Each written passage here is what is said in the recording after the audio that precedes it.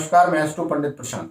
बात करते हैं आज ज्योतिष में देवगुरु बृहस्पति की शुभ या अशुभ स्थिति। कैसे जाने जन्मांक में गुरु शुभ अवस्था में है या अशुभ अवस्था में। ज्योतिष में नवग्रहों में एकमात्र देवगुरु हैं जो यदि शुभ अवस्था में हो तो ज्योतिष के निर्मित संपूर्ण कुयोगों को नष्ट करके पत्रिका में शुभत्व की स्थिति निर्मित करते हैं। क्या लक्षण है ऐसे देवगुरु बृहस्पति के जिससे हम ये जान पाए कि जन्मांक में गुरु की स्थिति कैसी है। जन्मांक में देवगुरु क्रूर प्रभावों के मध्य है या देवगुरु की अशुभ ग्रह दशा चलायमान है या देवगुरु गोचरवश जन्मांक में या राशि से या लग्न से खराब अवस्था में चल रहे हैं या देवगुरु बृहस्पति जन्मांक में मारक प्रभाव लिए हुए। ऐसी स्थिति में ऐसे क्या लक्षण है जिनसे हम ये जान सकें कि जन्मांक में देवगुरु की अशुभ अवस्था है।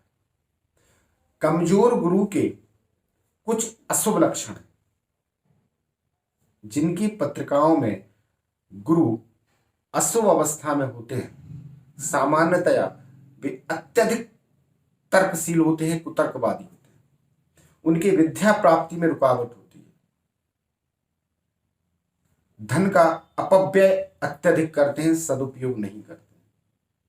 शिक्षा में रुकावटें आती हैं, विद्या प्राप्ति में रुकावटें आती हैं। बड़ों का सम्मान से बचते हैं एवं अपने से बड़े गुरुजनों का तिरस्कार या अपमान की स्थितियां निर्मित करते हैं। माता पिता से आए दिन कलेश की स्थिति निर्मित होती है जिससे माता पिता को कष्ट की स्थिति से गुजरना पड़ता है या माता पिता का अपयश होता है। सामाजिक रूप से यश की प्राप्ति ना होना, अपयश की प्राप्ति होना, रोजगार प्राप्ति में, व्यापार के विस्तार में बार बार बाधाएं होना, अत्यधिक मेहनत करने के बाद भी मेहनत के अनुरूप फल की प्राप्ति ना होना, अपनी कुल रीतियों परंपराओं के विरुद्ध जाना, ईश्वर के प्रति तर्कशील होना, आस्थावान नहीं एवं आलस्य। दूसरा सबसे महत्वपूर्ण होता है कि शुभ बृहस्पति मानसिक, शारीरिक, आर्थिक समृद्धि के ग्रह भी माने गए। साम्राज्य विस्तार, साम्राज्य की प्राप्ति, पद प्राप्ति, राजनीतिक दृष्टि से हो, प्रशासनिक दृष्टि से हो, परिवार में सुखद वातावरण, ये शुभ बृहस्पति के लक्षण। इसके साथ ही यदि व्यक्ति जिनके अशुभ बृहस्पति हैं अत्यधिक भोजन करते हैं, अत्यधिक आवश्यकता से अधिक भोजन करते हैं, चर्बी युक्त भोजन करते हैं, तामस प्रवृत्ति का भोजन करते हैं, जिससे शारीरिक विकार की स्थितियां पैदा। अशुभ बृहस्पति के सर्वाधिक लक्षण जो देखने को मिले हैं वो लीवर रिलेटेड देखने को मिले। फैटी लीवर का होना, शरीर में अत्यधिक चर्बी पैदा होना जिससे हृदयघात या बीपी की समस्याएं, डायबिटिक होना, ये सामान्य लक्षण है। तो रोग की दृष्टि से देखें तो अशुभ बृहस्पति व्यक्ति को अत्यधिक मोटापा, गैस्ट्रिक प्रॉब्लम, खराब पाचन तंत्र, डायबिटिक, हार्ट प्रॉब्लम एवं लीवर जनित विकार को पैदा करते हैं। आंखों में रोशनी की कमी पैदा करते हैं। ये अशुभ बृहस्पति के लक्षण। यदि इन लक्षणों से संबंधित कोई लक्षण दिखते हैं तो जन्मांक में अशुभ बृहस्पति की ओर संकेत करते हैं। जब शुभ बृहस्पति होते हैं तो ऐसी स्थिति में व्यक्ति के व्यक्तित्व में निखार होता है, मानसिक सौंदर्य की प्राप्ति होती है, शारीरिक आत्मिक सौंदर्य की प्राप्ति होती है, प्रगति, नित्य प्रगति, समृद्धि यश द्वार पर होती है, कीर्ति प्राप्त होती है, व्यापार का नित्य व्यापार विस्तार होता है, सामाजिक रूप से यश कीर्ति की प्राप्ति होती है, गुरुजनों एवं वरिष्ठ जनों के प्रति अत्यधिक सम्मान की स्थिति निर्मित करते हैं। गुरुजनों से आशीष की प्राप्ति होती है, माता पिता का लंबे समय तक स्नेह, प्रेम एवं सानिध्य प्राप्त होता है, घर में सुखद वातावरण होता है, आपसी प्रेम भाव होता है, संयुक्त परिवार की स्थिति निर्मित होती है, घर में ग्रह कलेश नहीं होता है। ये शुभ बृहस्पति के लक्षण है। तो शुभ और अशुभ बृहस्पति के लक्षण के बाद अशुभ बृहस्पति या जन्म कुंडली में अशुभ बृहस्पति को ऐसा क्या किया जाए जिससे अशुभ बृहस्पति के लक्षण न्यूनतम हो एवं शुभ बृहस्पति के लक्षण मैक्सिमाइज हो।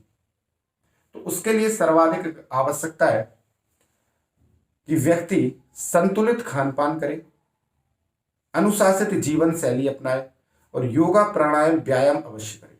सर्वाधिक महत्वपूर्ण उपचार, योगा प्राणायाम व्यायाम से शारीरिक रूप से स्वास्थ्य लाभ होगा। जब शारीरिक रूप से स्वास्थ्य लाभ होगा तो मानसिक व्यवस्थाएं सुदृढ़ता को प्राप्त करेंगी। जब मानसिक व्यवस्थाएं सुदृढ़ता को प्राप्त करेंगी तो व्यक्ति कर्मशील होगा, मेहनत कश होगा एवं संतुलित निर्णय के कारण सफलता, नित्य सफलता मिलना स्टार्ट होगी। धार्मिक दृष्टि से विष्णु सहस्त्र नाम का पाठ करना अशुभ बृहस्पति की स्थिति में सर्वाधिक शुभदायी माना गया है। पीले वस्त्रों का दान, पीले मिष्ठान का दान, पीले पुष्प का दान मंदिर में करें, बृहस्पति बार को करें। अपने वरिष्ठ जनों एवं गुरुजनों का सदा सम्मान करें, उनका अपमान कदापि न करें। चमेली के 9 फूल 9 बृहस्पति बार यदि किसी मंदिर में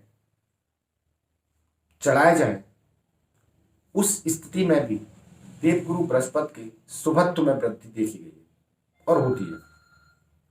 सूर्य भगवान को हल्दी मिश्रित जल से अर्घ देने से भी नेत्र ज्योति में फायदा होता है, शारीरिक विकार दूर होते हैं एवं स्वास्थ्य लाभ होता है, मानसिक आत्मिक शारीरिक व्यवस्थाएं सुदृढ़ता को प्राप्त होती है। घर के ईशान कोण में या तिजोरी में कोई हल्दी की गांठ अवश्य रखें, जिससे आर्थिक समृद्धि प्राप्त होगी एवं मानसिक समृद्धि अवश्य प्राप्त होगी। ये कुछ छोटे छोटे से उपाय हैं जो अशुभ बृहस्पति को